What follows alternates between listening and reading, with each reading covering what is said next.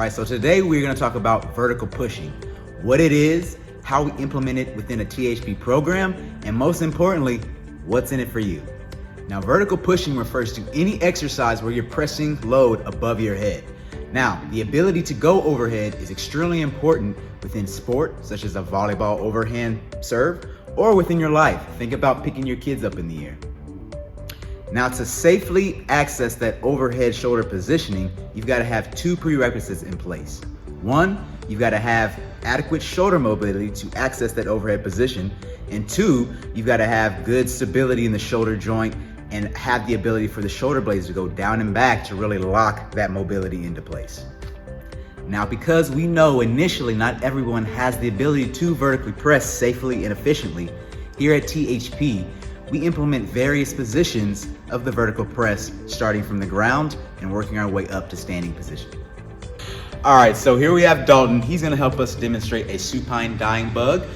So what he's gonna do is gonna assume the dead bug position with his arms straight up, his legs at 90-90. He's gonna get his low back nice and tight to the ground, and then he's just gonna work an opposite arm, opposite leg pattern. So he's going to lengthen, working that upper bar, that over the head range of motion, and keeping his back nice and flat so that we can work that overhead position in an unloaded fashion. There we go, one more Dalton. And relax. So now that we've worked on Dalton's positioning to get overhead in an unloaded position, now we're gonna switch him to a quadruped position where he has the feedback of his spine. He's gonna get a nice neutral spine here. What he's gonna do is he's gonna pack his shoulder down to get that shoulder blade to go down and back, stability, and then he's going to lift overhead while keeping his shoulder blade tucked back down towards his hip. So he's gonna reset every time to ensure that that shoulder's locked in, and then he's gonna work that shoulder or overhead shoulder mobility that he does have. Good. One more, Dalton. Good, relax. Okay, so now we're gonna get Dalton into a tall kneeling single arm landmine press. Now the landmine is a great tool for someone to load the vertical press if they can't quite get overhead yet. So what he's gonna do is gonna get his knees, hips, and shoulders nice and stacked up. He's gonna push his shoulder back down towards his hip to lock that shoulder blade in, and then he's gonna press straight up. Good. Controlling the eccentric portion. 1, 2, 3, good. One more, Dalton, and relax. Now, if vertical pressing doesn't quite feel as comfortable to you from a mobility or stability limitation, try those first three positions and see how your mobility and your stability improve.